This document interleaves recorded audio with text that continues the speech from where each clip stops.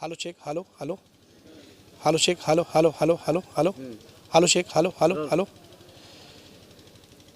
बिहार की सियासत में एक बार फिर से खलबली मच गई है। बताते चले कि सिवान के पूर्व सांसद दिवंगत मोहम्मद शहाबुद्दीन की पत्नी हिना साहब और उसामा साहब की फिर से एक बार आरजेडी में वापसी हुई है। तस्वीरें आप देख सकते हैं, पटना 10 नंबर आवास की तस्वीर है जो कि तेजस्वी यादव का आवास है। वहां पर हिना साहब और उसामा साहब अपने समर्थकों के साथ पहुंचे हुए हैं और वहां पर आरजेडी की सदस्यता ग्रहण कराई जा रही है उसामा साहब को। तो बिल्कुल ये तस्वीर एक्सक्लूसिव आपको हम दिखा रहे हैं एटीएन लाइव पर कि कैसे आरजेडी में फिर से वापसी हो गई है हिना साहब और उसामा साहब की। हालांकि उसामा साहब तो पहली बार आरजेडी की सदस्यता ग्रहण की है, लेकिन हिना साहब लगातार कई बार आरजेडी के टिकट पर सिवान से चुनाव लड़ चुकी हैं। लेकिन इस बार 2024 का जो चुनाव था वो निर्दलीय लड़ी, क्योंकि कुछ दूरियां आरजेडी के बीच और मोहम्मद शहाबुद्दीन के परिवार के बीच हो गई थी, जिसको लेकर के हिना साहब और लालू परिवार के बीच काफ़ी कसमकस चल रही थी, जो कि अब समाप्त हो गई। तो ये बहुत बड़ी खबर आपको बता दें कि हिना साहब और उसामा साहब अब आरजेडी में उनकी घर वापसी हो गई है। लालू प्रसाद यादव और तेजस्वी यादव के ठीक सामने उन्होंने आरजेडी की सदस्यता को उसामा साहब ग्रहण किए हैं और हिना साहब भी शामिल हो गई हैं। तो तस्वीरों में आप देख सकते हैं कि राबड़ी देवी भी मौजूद है और ये पटना का 10 नंबर आवास है जो कि तेजस्वी यादव का आवास है। और 2-4 दिनों से जिस तरीके से अटकलों का बाजार चल रहा था कि अब तुरंत इन लोगों की घर वापसी हो जाएगी, हालांकि 2 महीने पहले ये सब कुछ हो चुका था, सब कुछ बैठ करके ये लोग प्लानिंग कर चुके थे, जिसमें कहा जा रहा था कि एमएलसी विनोद जायसवाल की बहुत बड़ी भूमिका इन लोगों को मिलाने में, इन लोगों को जो दूरियां थी इन लोगों की नज़दीकियां बढ़ाने में। और ऐसे में अब तो सब कुछ अटकलों पर विराम लग गया और जो चीज़ों की चर्चा हो रही थी वो बिल्कुल अब घर वापसी हो गई। यानी कि देख सकते हैं आप, जो एटीएन लाइव पर एक्सक्लूसिव हम आपको दिखा रहे हैं कि कैसे जो दूरियां कई महीनों से चल रही थी वो अब नज़दीकियां में बदल गई। और हिना साहब जो पूर्व सांसद मोहम्मद शहाबुद्दीन की पत्नी है, उसामा साहब है, इन लोगों की घर वापसी हो गई है। और तस्वीरों में आप देख सकते हैं कैसे तेजस्वी यादव स्वयं अपने हाथों उसामा साहब को टोपी पहना रहे हैं, लालू प्रसाद यादव सदस्यता ग्रहण करवा रहे हैं। तो कहीं ना कहीं बिहार की जो सियासत है उसमें खलबली मची हुई है।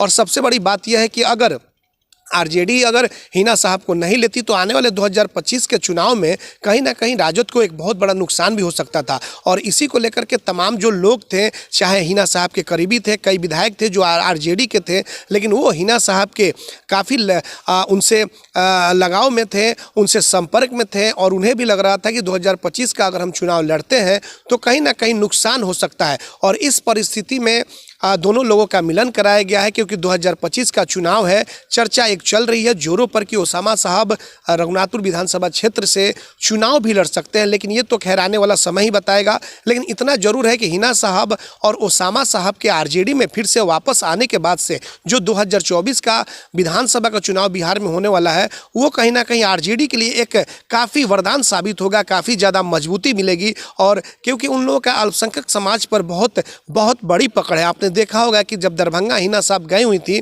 तो लाखों की संख्या में लोगों ने स्वागत किया था वहां पर, और रास्ते में जगह जगह पर उनका फूलों की बारिश करके स्वागत किया गया था। तो ये बहुत बड़ी खबर है बिहार के गलियारों से कि जो हिना साहब हैं, उसामा साहब हैं, तेजस्वी यादव के सामने आरजेडी की सदस्यता ग्रहण कर लिए हैं और घर वापसी हो गई। और इसको लेकर के कहीं ना कहीं बिहार की तो राजनीति में खलबली मचेगी ही, 2025 का जो चुनाव होगा सिवान की राजनीति में भी भूचाल आएगा। तमाम लोगों की निगाहें इस सीट पर टिकी हुई है। अब एक जिस तरीके से इन लोग की जो पकड़ है, कही जाती है कि इन लोग की एक राजनीति में अच्छी खासी पकड़ है और उसको लेकर के जो विपक्षी है वो भी कहीं ना कहीं घबराएंगे इनके आने के बाद से। तो इसको लेकर के आरजेडी ने सोचा कि क्यों नहीं हिना साहब को मिला लिया जाए। और बिल्कुल जो इन लोगों के बीच जो दूरियां कई महीनों से, कुछ वर्षों से चल रही थी, वो तमाम दूरियां जो है वो नज़दीकियां में बदल गई। और उसको लेकर के हिना साहब और उसामा साहब अब एक दूसरे के हो गए, यानी कि अब आरजेडी के हो गए। और आरजेडी में इनकी जो वापसी हुई है इसको लेकर के आरजेडी भी काफ़ी मजबूत हुआ है। ये भी चर्चा चल रही है कि हिना साहब को स्टार प्रचारक भी 2025 में बनाया जाएगा। और अगर सरकार बनती है आरजेडी की 2025 में तो कहीं ना कहीं एडजस्टमेंट भी किया जाएगा। उसामा साहब को भी मंत्रालय भी दिया जा सकता है, जैसे हरिशंकर यादव ने भी बताया, जो बातचीत हमारी हुई है। हिना साहब के लिए भी ज्वाइन करने के बाद से अब इनके बारे में भी विचार आरजेडी के लोग करेंगे कि इनको कहाँ जगह दिया जाए, क्या राज्यसभा की कुछ सीटें होंगी, हो सकता है कि इनको भेजा जा सकता है, क्योंकि दूरियां बहुत दिनों से चल रही थी।